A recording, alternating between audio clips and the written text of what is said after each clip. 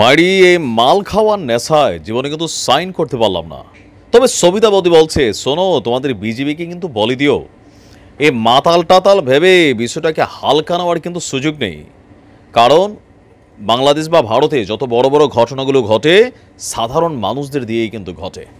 যেভাবে সীমান্তের গেট ভেঙে, ব্যারিকেড ভেঙে, বাসের প্রটোকল ভেঙে, বিজিবির গাড়ি ভেঙে, হুন্ডা ভেঙে দিয়েছে, তারপর যখন বলছে মারি আমরা কাগজ দুপেক লাগিয়েছি, মাল খেয়েছিলাম সেজন্য মাথা ঠিক নেই, বিষয়টাকে হালকা নেওয়ার মতন ঘটনা আমি ভাবি না। কারণ ভারত যখন কোনো ঘটনা ঘটায়, আপনি সাম্প্রতিক সময় মোসাদের অ্যাক্টিভিটিসগুলো দেখেন, খুবই সিম্পল পার্সন দিয়ে তারা কিন্তু বড় বড় ঘটনাগুলোকে ঘটিয়ে নিচ্ছে।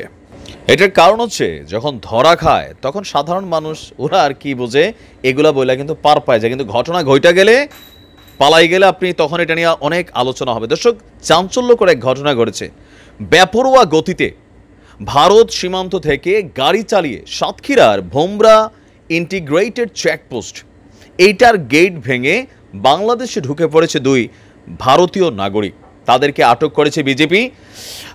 মধ্যরাতে তাদেরকে আটক করা হয়েছে। আটক দুজন হলো ভারতের উত্তর 24 পরগনা জেলার নিউ টাউন থানার গৌরাঙ্গনগর গ্রামের সুরঞ্জন সরকারের ছেলে প্রকাশ সরকার 39 বছর, আর বিধু সরকারের ছেলে দিলু সরকার, বয়স হচ্ছে 20 বছর।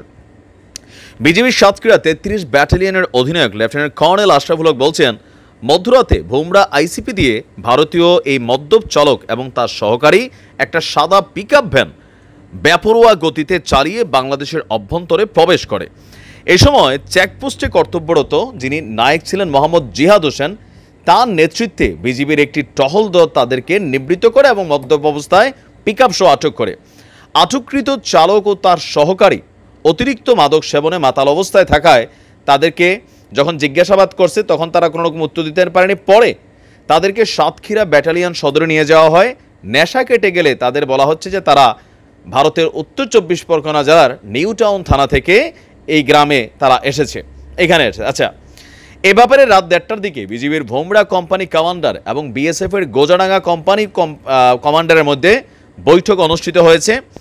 আপনার কমান্ডার, বিজিবির যিনি কমান্ডার আছেন, তিনি বলছেন যে বিএসএফের নিরাপত্তা বেষ্টনী অতিক্রম করে ভারতীয় নাগরিক পিকআপ যোগে ভোমরা স্থলবন্দরের 0 পয়েন্ট ক্রসিং গেট ভেঙে বাংলাদেশে প্রবেশ করেছে। এ সময় ভোমরা স্থলবন্দরের 0 পয়েন্টের ক্রসিং গেট, 3টি রোড ডিভাইডার, বাসকল চেকপোস্টের গেট, একটি মোটরসাইকেল, একটি ইজি বাইক ক্ষতিগ্রস্ত করেছে। আর এই জন্য বিজিবির পক্ষ থেকে বিএসএফকে কড়া প্রতিবাদ জানানো হয়েছে। এমনকি তাদেরকে অলরেডি বাংলাদেশে অবৈধ অনুপ্রবেশের কারণে তাদেরকে আপনার কি বলে যে থানাতে দেওয়া হচ্ছে। আর কোম্পানি কমান্ডার নবীন কুমার বলছেন, গাড়ি চালক অতিরিক্ত মাত্রায় মাদকদ্রব্য সেবন করে মাতাল অবস্থায়। তো ঘটনা তো এরকমই ঘটে। এই মুহূর্তে ত্রিপুরা থেকে বিজেপির এক নেতা হুঁশিয়ারি দিয়েছে বাংলাদেশকে ভাঙা 2 পার্ট করবে। অপরদিকে পার্বত্য অঞ্চলে চলছে অশান্তি, দেশের ভিতরে চলছে নানা জায়গায় ঘটনা। তা আপনি এখানে এই বিষয়টাকে কিভাবে হালকা নিচ্ছেন? এদেরকে গ্রেপ্তার করা হয়েছে, এদেরকে রিমান্ডে নেওয়া উচিত।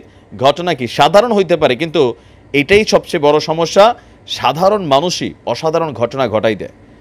এটার আসলে কিভাবে কি ইনভেস্টিগেশন হবে সেটা আমাদের বিজিবির হালকা নেওয়া উচিত না, আমি মনে করি। হইতে পারে সিম্পল ঘটনাও, কিন্তু এই মুহূর্তে কোনো কিছুরই এত সিম্পল নেওয়ার সুযোগ নেই। একটা অস্থিতিশীল সিচুয়েশন চলছে, ভারত বরাবর কথা বলছে। আসসালামু আলাইকুম।